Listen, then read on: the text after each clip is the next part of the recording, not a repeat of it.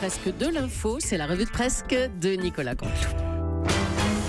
Et ce matin, c'est notre ami Stéphane Bern qui est avec nous. Bonjour Stéphane. Bonjour mes amis. Il y a des matins où on se réveille avec la gueule de bois sans avoir bu la veille la moindre petite bulle. Vous voyez, moi qui aime être léger, badin, ce matin c'est difficile. Je vous fais une confidence, je ne connais rien au foot, mais sachez que aujourd'hui nous sommes tous unis avec Manchester, oui, Manchester United, qui porte si bien son nom. En plus, vous savez quoi, ironie du sort, j'avais prévu de vous parler de la Grande-Bretagne ce matin. Ah, je parie que vous vouliez parler du mariage de Pipa. On ne peut rien cacher, Julie. Middleton. D'ailleurs, chère Louise Éclande, je pensais vous voir au mariage de Pippa Middleton. Vous savez, la jeune sœur de Kate, duchesse de Cambridge, a convolé avec James Matthew en l'église Saint-Marx.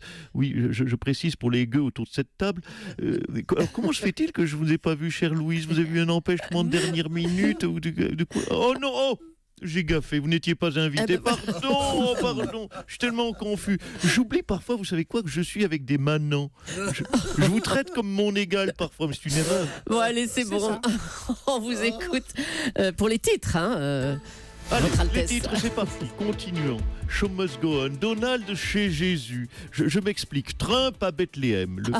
Le pauvre Jésus doit se retourner dans ben non, je suis sot. Il s'est barré déjà depuis 2000 ans. Alors, Donald Trump a rencontré les musulmans, les juifs et les catholiques en 3 jours. Il veut faire avancer le processus de paix. Et vous avez entendu Stéphane, certains experts pensent qu'il peut y arriver. Voilà, c'est vrai. Alors bon, attention, il veut la paix, mais il a vendu tout de même 300 milliards de petites bombinettes aux Arabes. Moi, je vous préviens, si un benet ancien de la télé-réalité comme Donald Trump résout le conflit israélo-palestinien, prochaine élection en France, je vote Nabila ou Moundir. Say my name, l'EPS. L'EPS, oui, veut changer de nom. Alors, bonne idée, mais il faut aller plus loin. Je pense que s'ils veulent avoir une chance d'être réélus plutôt, il faut aussi que Benoît Hamon change de nom. Cambadélis aussi doit changer de nom. Manuel Valls, surtout, ah oui, celui c'est pire. S'il veut être aimé à nouveau, il faut qu'il change de nom, de prénom, de coupe de cheveux, de pays aussi, peut-être. Oui, allez, bon, c'est bon. Changement de nom toujours. À la rentrée, Thomas Soto devrait s'appeler Patrick Cohen. Alors la solution que nous proposons, c'est que notre Thomas reste et change juste de nom. Vous pouvez l'appeler Patrick Cohen si vous le souhaitez, ou Lolo Delahousse, ou même Jimmy Fallon. On s'en fout tant qu'on garde notre Toto national. Jimmy Fallon, je prends. Jimmy Fallon, pas mal.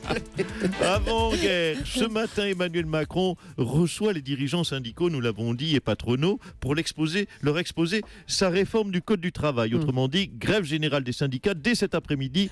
À vous les maintenant. Merci Stéphane.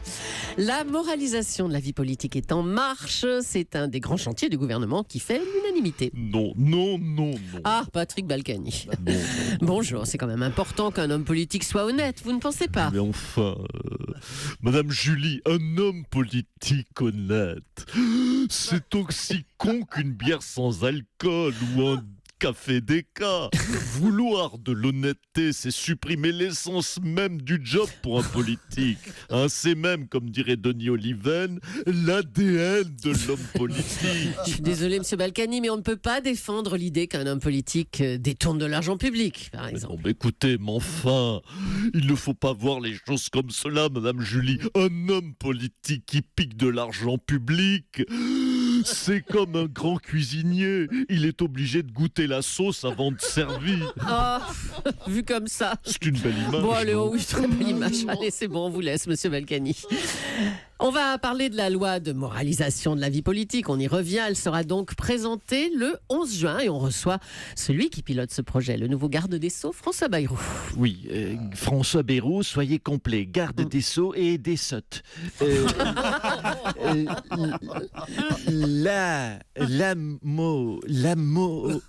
Oui, la moralisation de la vie politique. Oui, on va. Non, la moquette est très sympa dans votre entrée. Chez nous. Alors, François Bayrou, soyons sérieux. En quoi va consister cette loi? Alors, premièrement, interdiction de se présenter à une élection si l'on a un casier judiciaire. Ouais.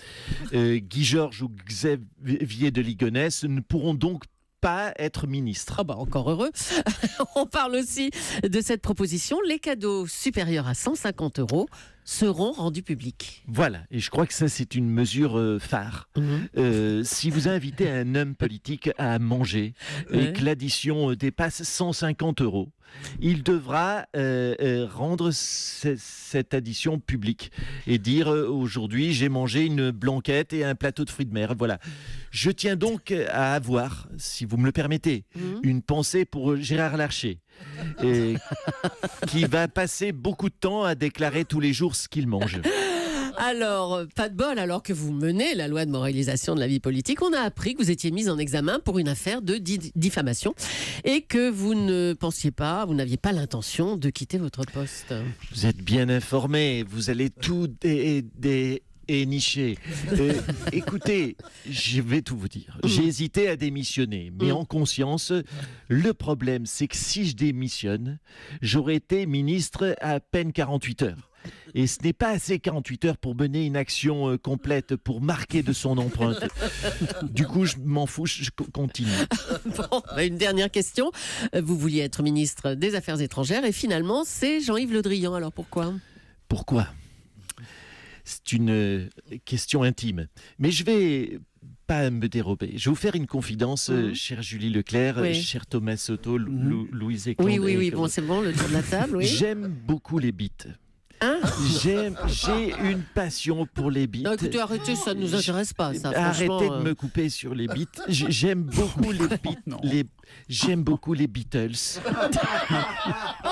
Malheureusement, je ne parle pas anglais couramment.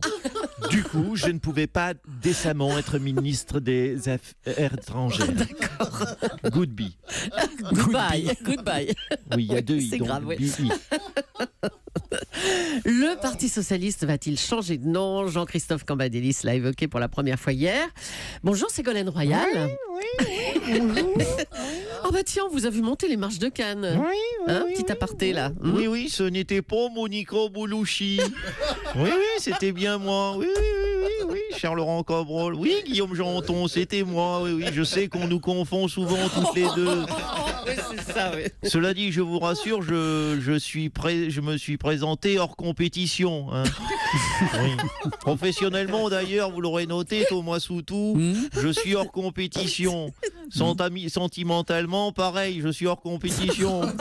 Même au plumard, maman est hors compétition. Ah, je ne fais même plus les tournois satellites, vous savez.